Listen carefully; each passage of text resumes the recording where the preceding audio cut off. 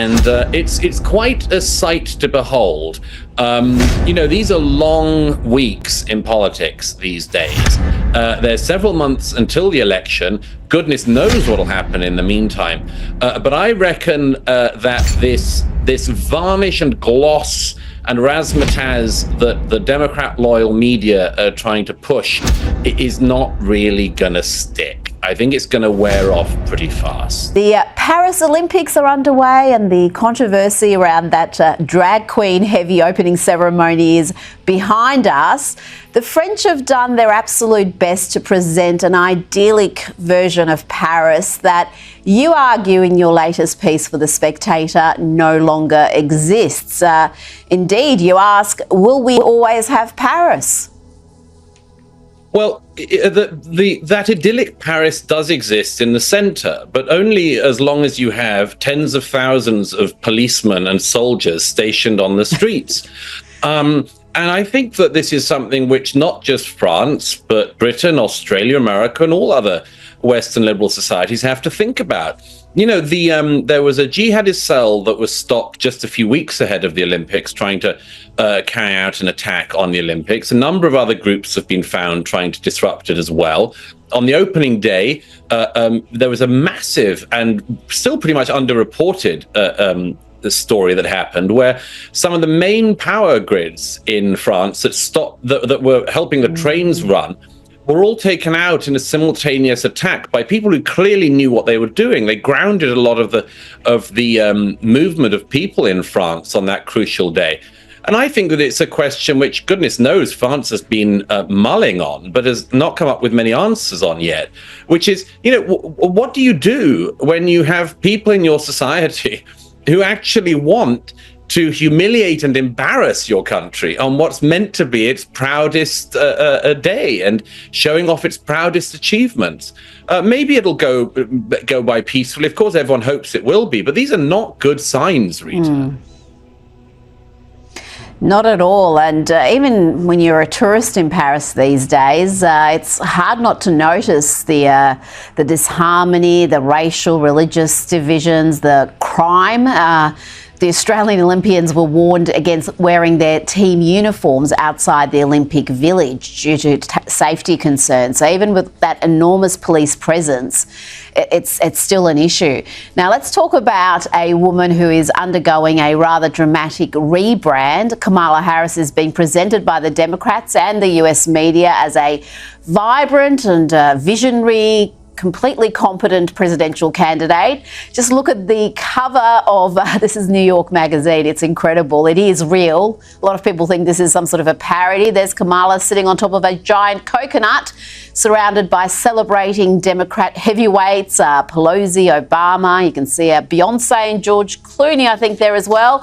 Douglas, are you excited for the Camelot era? It's amazing what can happen in a few weeks, isn't it, Rita? I mean, when you and I last spoke, Joe Biden was still staggering on, pretending he had another 4.5 more years in him. And everyone in the legacy media, with a few noble exceptions, was saying, absolutely, this guy is the future. He may be 81, but he's the future. And we won't hear any talk to the contrary. Now, of course, Joe Biden is already the past and has been clearly unceremoniously ditched at the behests of leaders of his own party. And now the whole story has to change. So again, when you and I last spoke, Rita, Kamala Harris was one of the most foot-in-mouth politicians of our era, a person of very few discernible talents and who had absolutely all the qualities of leadership apart from followers. And now, what a difference a few weeks makes. Because now, of course, there's New York Magazine and all those same legacy media, again, with a few noble exceptions, are seriously trying to push Kamala on the not just American public, but the world public as the savior of the Republic. And it's quite a sight to behold. These are long weeks in politics these days. There's several months until the election. Goodness knows what'll happen in the meantime. But I reckon that this varnish and gloss and razzmatazz that the Democrat loyal media are trying to push is not really going to stick. I think it's going to wear off pretty fast. I think so. And at the same time, they've tried to bury what happened with Trump and the attempted assassination. Yes. It's almost like that has already been memory hold, and you would expect so much more coverage and scrutiny about what happened that day, the many failures of the Secret Service and local authorities to allow that to happen the way it did. But Douglas, there seems to be very little interest in pursuing that story from the bulk of the media. Well, it's not just the story of that, Rita, but I think it's the story also of what led up to it. I mean, the only person responsible for this, so far as we know at the moment, is the gunman. And his motives are still being looked into by the intelligence services and so on. But the thing that strikes me is, in the run-up to that attempted assassination of former President Trump, leading Democrats, including Kamala Harris and Joe Biden, were all, again, with their Amen chorus in the media, saying, this is going to be the last election you can vote in. This is a vote, on democracy. This is an election about democracy and whether we get the chance to ever vote again. And by the way, women, you're all going to be sold into servitude, and all of these white supremacists like J.D. Vance and his wife are all going to kill you all the time. And they were doing that right up until the day of the attempted assassination. There were a few hours of merciful silence and decency, and now they're back at it again. They are back at it again. And you and I have talked about this before, Rita. If you think and keep saying and don't think, but just say it anyway, as I say, that Donald Trump is Hitler and it's going to be the Fourth Reich if he gets a second term in power, it's not surprising if somebody is going to decide that the great fantasy of going back in time and killing Hitler is now your opportunity and you can do it. Yes. We know because this had happened in 2016 when a young British man tried to seize a gun from a policeman at a Trump rally in order to try to shoot then candidate Trump. Nobody toned down the rhetoric in the years since. If anything, they ramped it up. And if this were any other scenario, Rita, there wouldn't just be a focus on the gunman. There would be a focus on all the people that made these hyperbolic and histrionic claims for years. And people would be saying, why don't we tone it down a bit? Why don't we stop pretending that, Donald Trump and J.D. Vance are white supremacist Hitlerites and just recognize there are other Americans with a different vision of where we're going in America and they need to be taken on for their arguments. But no, oh no. The ability to do that lasted a few minutes some Saturdays ago, and now they're back at it. And I think it's shameful, for one. I don't think it's a discourse that should be in politics, because at the end of the day, the people who made those arguments have been in what should be a much stickier position, because they're saying, this guy is Hitler, but I'm sorry he wasn't killed. Well, good luck holding on to those two ideas at the same time. Good luck. And you are so right. That reckless rhetoric started within minutes, literally within minutes. Some people held out for a few hours, but they're all back at it now. Now, we've seen the Biden administration being consistent, to say the least, when it comes to America's support of Israel in its war against Hamas. What sort of Middle East policy would we see under a Kamala Harris administration? The Vice President gave us an insight after her meeting with Benjamin Netanyahu. She told the Israeli Prime Minister the war must come to an end and vowed to not be silent about suffering in Gaza. And in what CNN called a notable moment, Harris concluded her remarks by telling reporters that the war in Gaza is not a binary issue. It is important for the American people to remember the war in Gaza is not a binary issue. However, too often the conversation is binary, when the reality is anything but.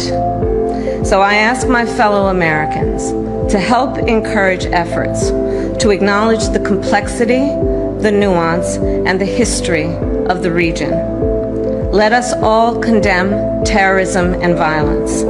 Let us all do what we can to prevent the suffering of innocent civilians. And let us condemn anti-Semitism, Islamophobia, and hate of any kind. Douglas, what do you make of those comments? I mean, it's it's first of all, of course, it's tip-top advice from Vice President Harris, isn't it? She said to Benjamin Netanyahu that the war should end. I'm sure that's absolutely fresh to him. He must be surprised that's never occurred to him or anyone in his government. Everybody wants the war to end. But, what is Kamala's plan to get back the hostages, including the American hostages that are held by Hamas and other Islamic militants in Gaza? What's her plan to get them back? She's weirdly silent about it. What is her great expertise in warfare? Or indeed in anything much, to start lecturing an ally that is at war with an enemy that wishes to annihilate it. It's astonishing to me. I mean, if she wants to stop the killing, what's Kamala Harris's plan for stopping Hezbollah launching rockets into Israel, like the one this week that killed more than 10 incredible young children, Druze children, from the extraordinary Druze community in Israel? What's her plan to stop Hezbollah rocketing Israeli children when they're playing in a field in northern Israel? What's her plan? I mean, I'd love to know. The truth is, I don't think she knows. One of the things, by the way, you can also always tell when somebody really hasn't studied any complex issue is saying banalities like, this is not a binary issue. Actually, parts of this are very binary. You're either with Israel or you're with Hamas. You either want Hamas to be defeated or you want Israel to be defeated. You either want the hostages to be returned and Hamas to be destroyed, or you want the Israelis to fail in their war aims.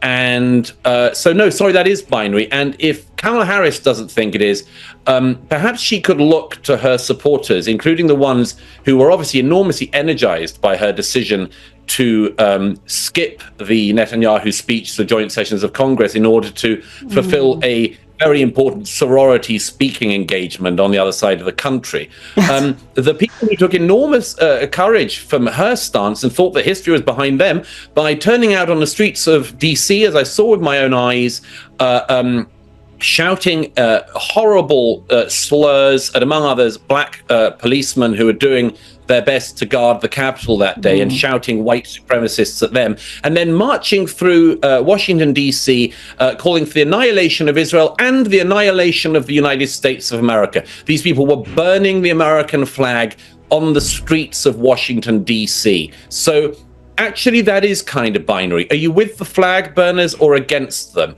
I know where I stand. I wish that Kamala Harris made it clearer where she did.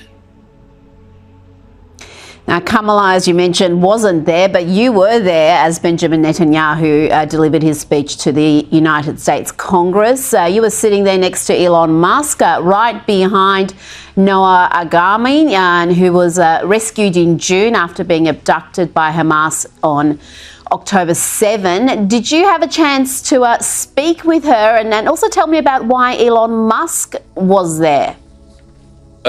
Both Elon Musk and I were invited as guests of the Prime Minister, and it was my enormous honor to sit there among the some of the hostage families, people still waiting for their loved ones to be returned, among families who have lost loved ones in Gaza, people who have had their relatives kidnapped and killed in Gaza, and also, of course, the remarkable Noah.